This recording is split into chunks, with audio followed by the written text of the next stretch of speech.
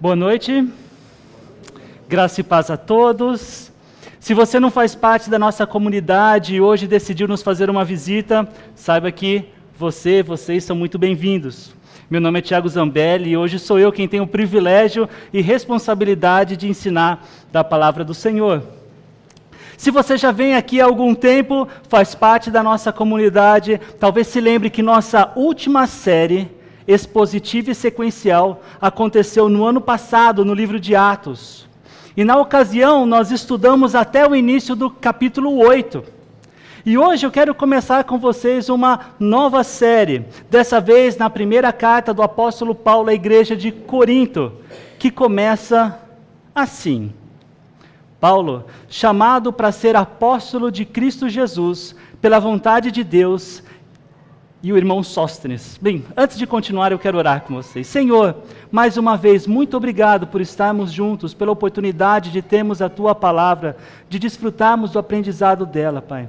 Em especial, que essa jornada no livro ou na carta aos Coríntios seja bastante relevante para as necessidades que temos enquanto comunidade.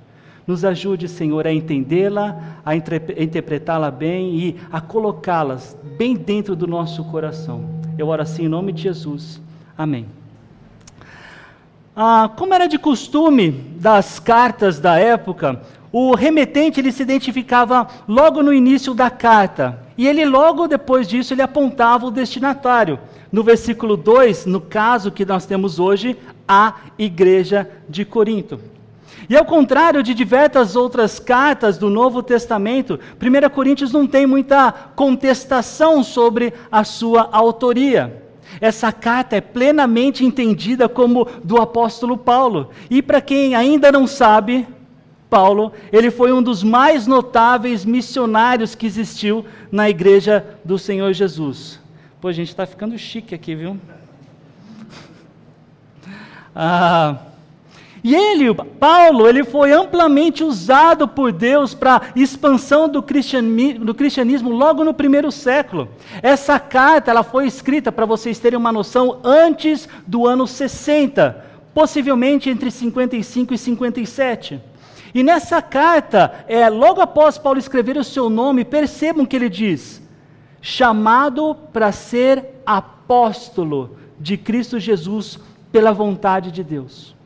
Paulo era um apóstolo, ainda que distinto daqueles primeiros 12 que Jesus ensinou durante seus 3 anos de ministério, sendo os mais conhecidos, Pedro, Tiago e João.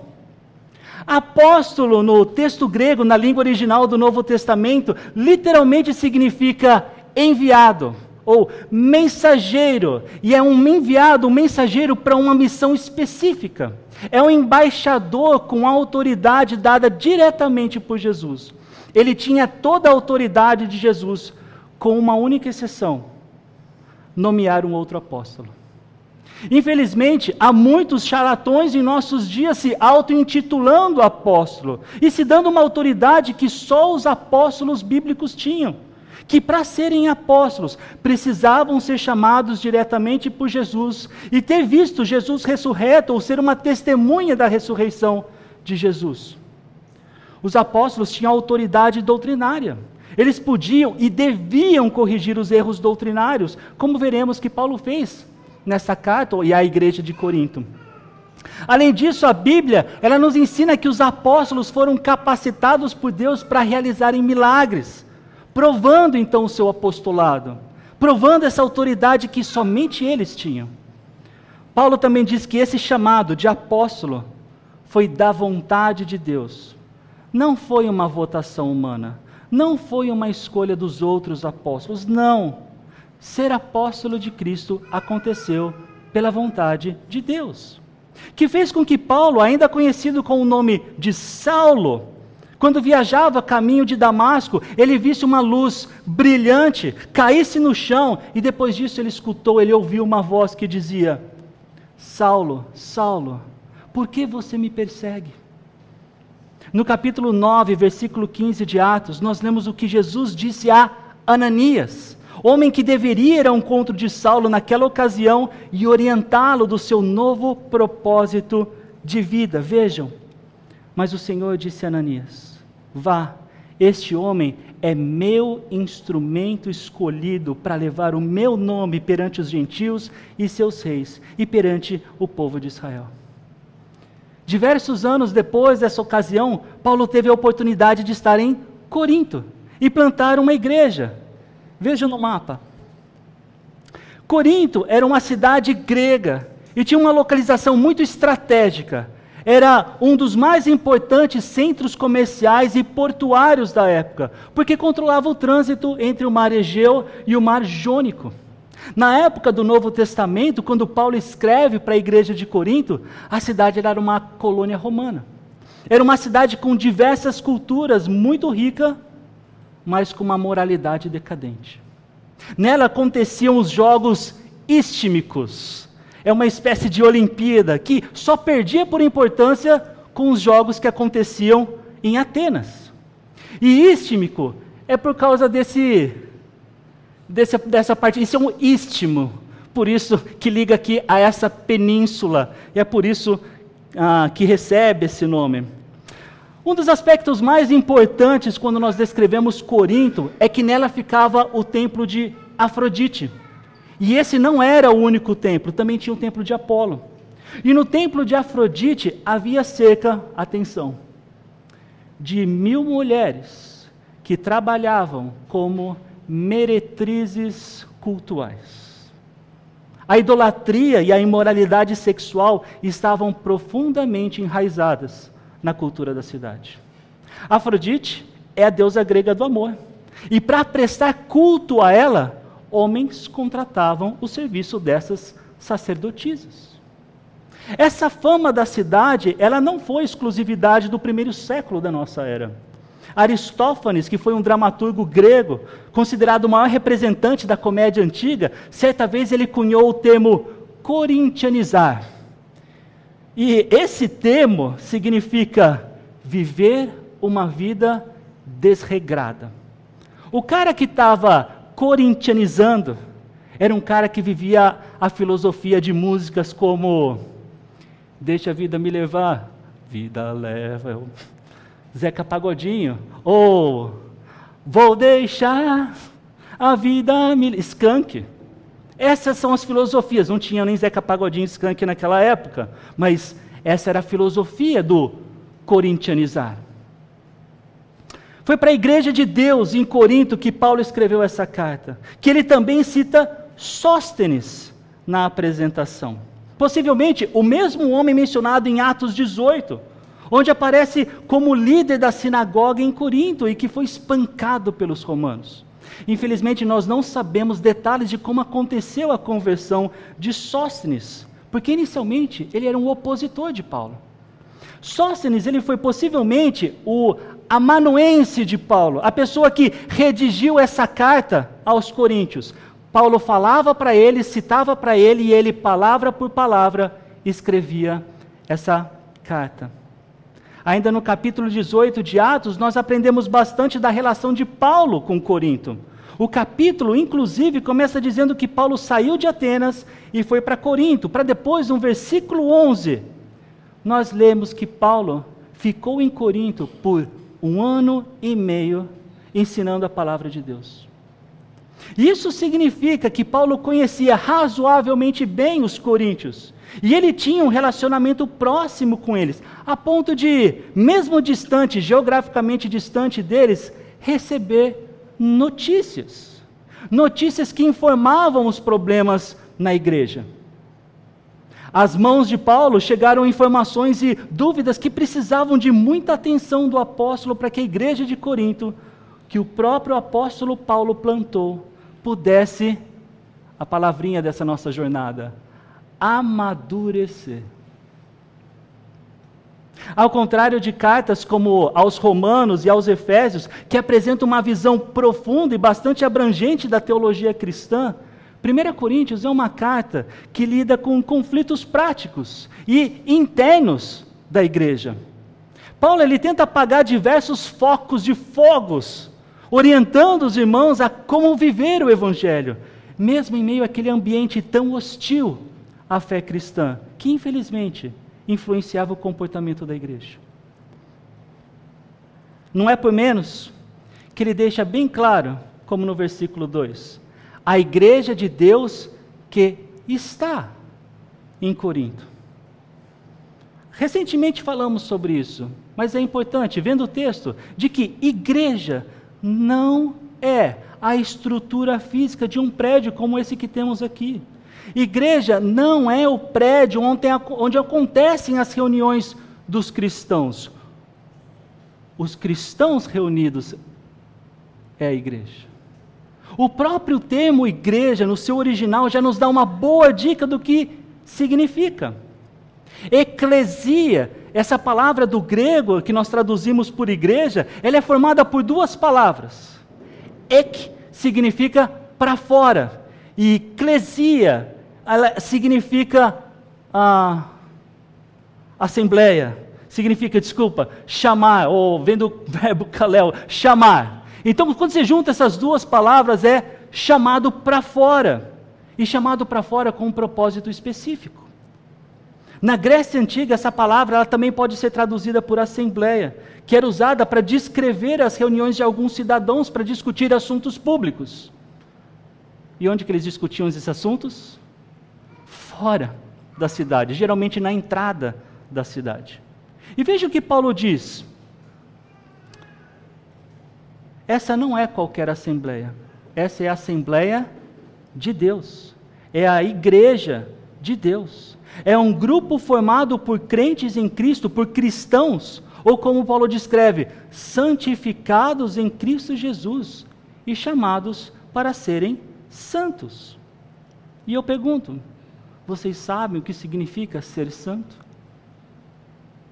Em primeiro lugar, percebam que Paulo diz que aqueles para quem ele escreve, que apresentam, olha só, problemas morais, dificuldades doutrinárias, desordem no governo da igreja, abuso nos dons espirituais, rebeldia contra a autoridade.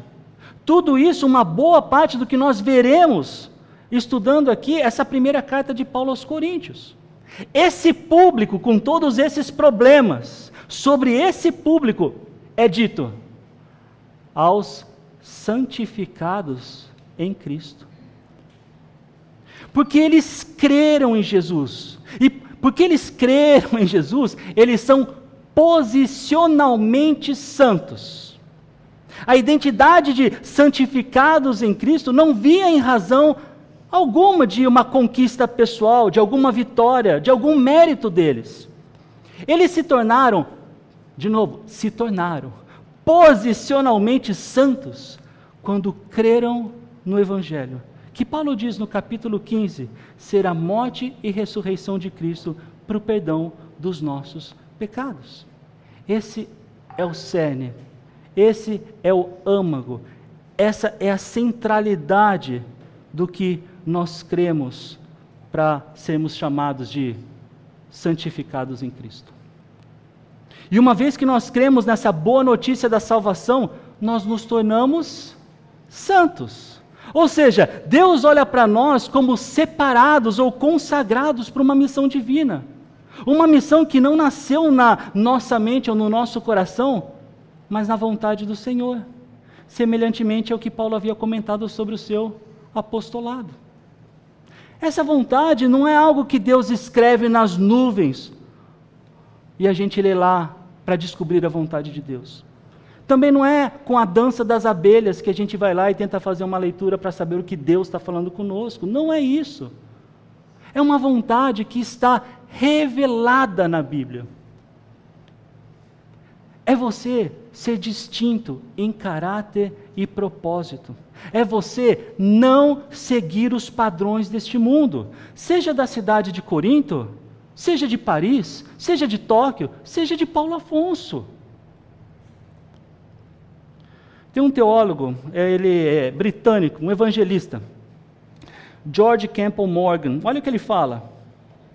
A medida do fracasso da igreja é o quanto ela se deixa influenciar pelo espírito da época.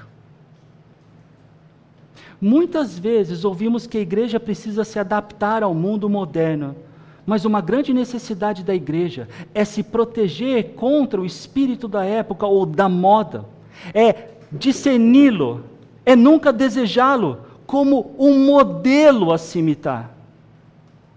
Deus, por exemplo, chamou Israel para ser santo, para ser separado. Lá em Levítico, capítulo 11, versículo 44, Moisés, ele escreveu da parte de Deus: pois eu sou o Senhor, Deus de vocês, consagrem-se e sejam santos, porque eu sou santo. Então percebam que Deus é o próprio padrão de santidade. Deus, ele é totalmente separado do pecado, ele é completamente puro, perfeito em tudo, tudo que faz. E ele deseja que nós também sejamos assim, santo.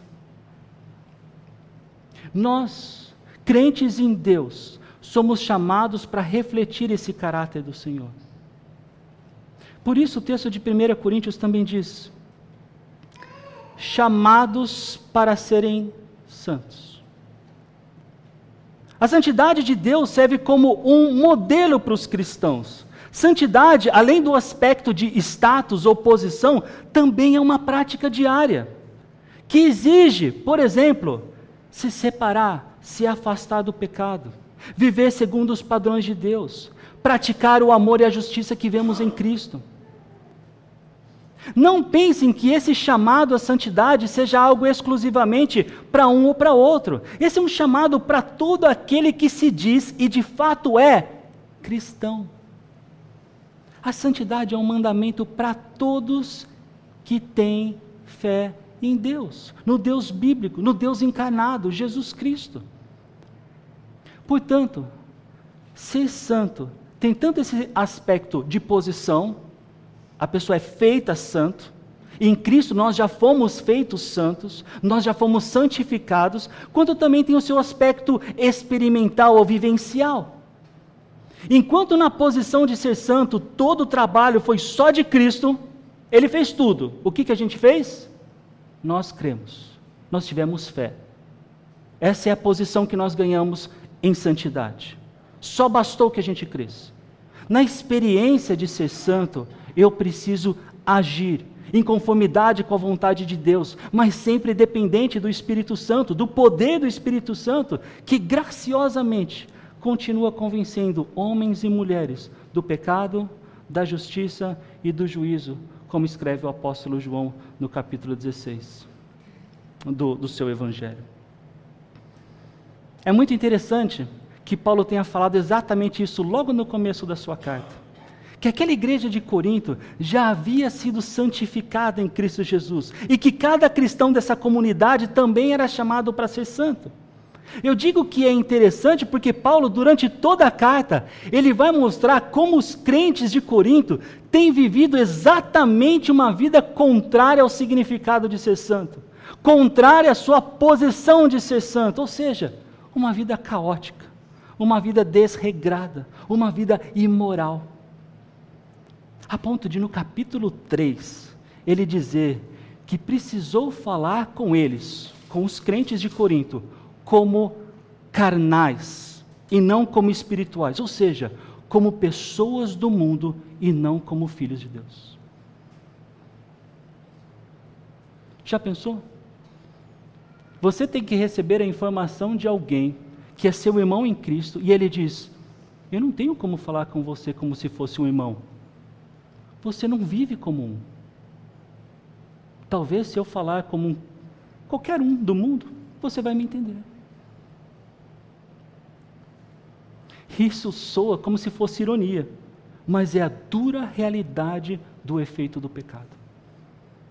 Pelo contraste tão grande entre a posição de crentes no Senhor e o comportamento tão carnal, tão mundano dos coríntios, alguns se esquecem, alguns que interpretam a Bíblia, se esquecem que eles são chamados de santos, de que eles são uma igreja. Geralmente essas pessoas se esquecem do que elas mesmas dizem acreditar. Existe uma doutrina chamada depravação total. E aqueles que se esquecem disso, se esquecem que essas pessoas eram sim crentes no Senhor Jesus. Irmãos, nós fomos feitos santos pela fé no sacrifício de Jesus Cristo. E não há nada nesse mundo, e nem em qualquer outro mundo, que seja capaz de nos arrancar das mãos do nosso Salvador. A igreja de Corinto, de fato, de novo, era uma igreja.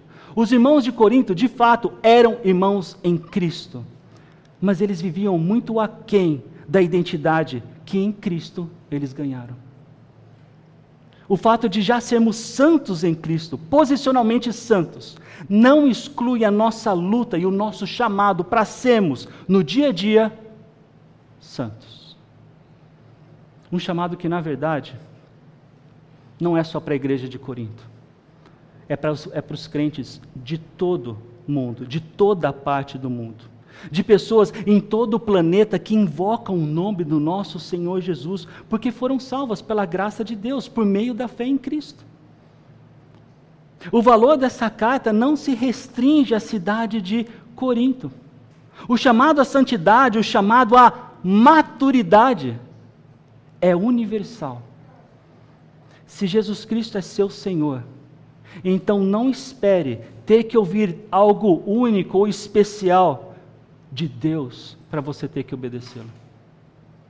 Ainda que isso seja possível, ouvir a Deus, a verdade é que o amor dele também foi revelado na preservação da sua palavra, para que nós não ficássemos perdidos, para que nós soubéssemos como adorá-lo, como caminhar segundo a sua vontade.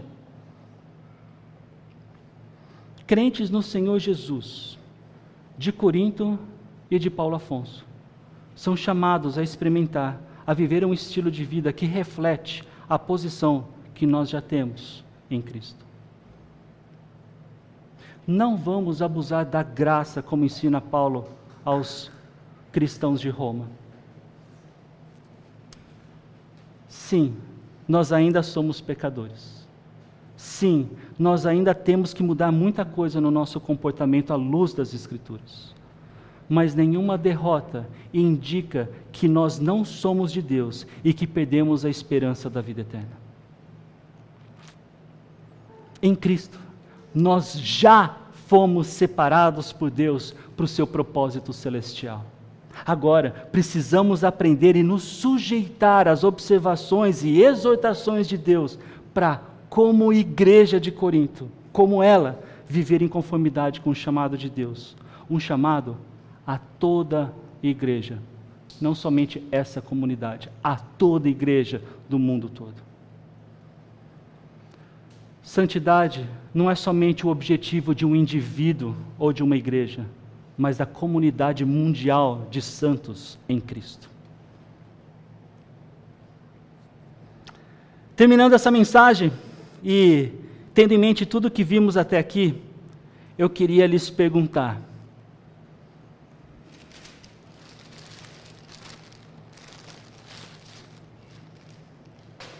vocês estão dispostos a vestir essa camisa? Vejam, não é sobre futebol. Vocês estão dispostos a receber e aceitar os chamados de Deus?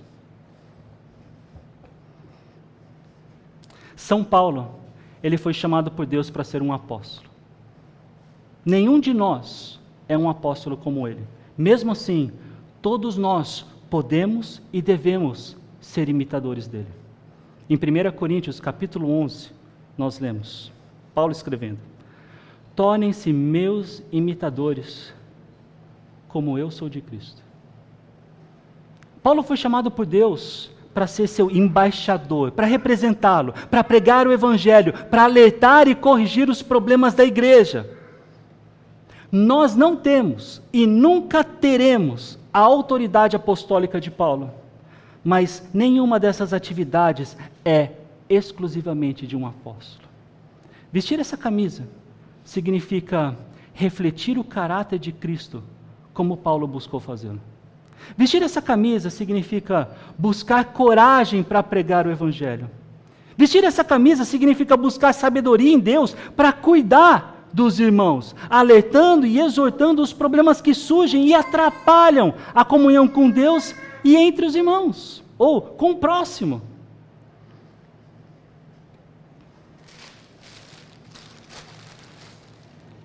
E esse aqui? Está disposto a vestir essa camisa?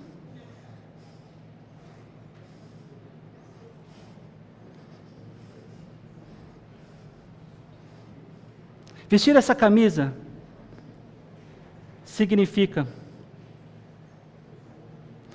entender que você foi chamado por Deus para ser parte da igreja de Cristo, ou seja, chamado para fora de um sistema mundano, disponível e disposto a cumprir a missão de Deus na terra.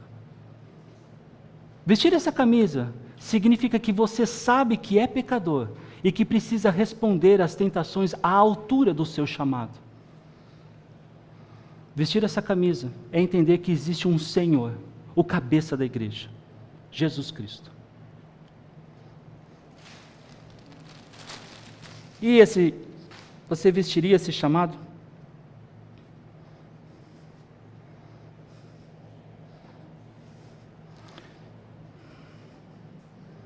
Vocês estão dispostos a vestir essa camisa?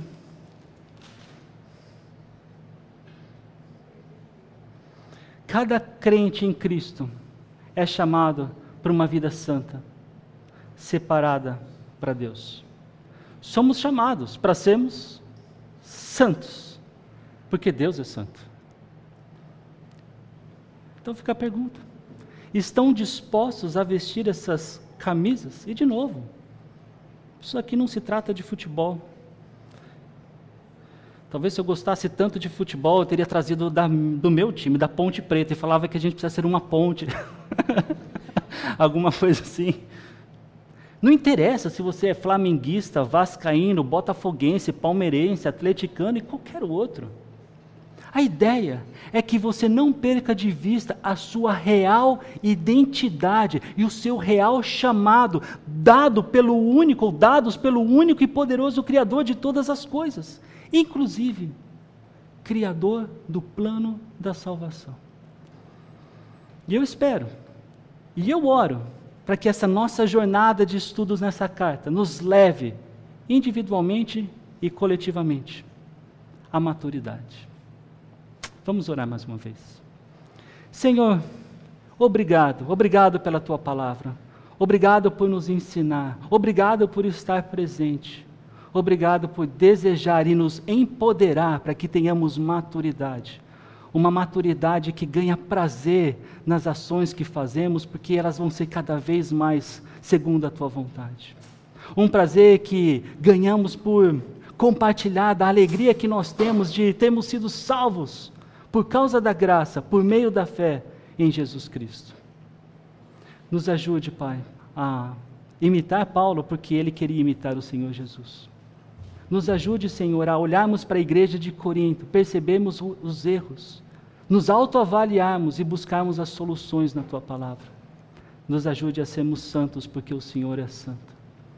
É isso que eu te peço hoje, em nome de Jesus. Amém.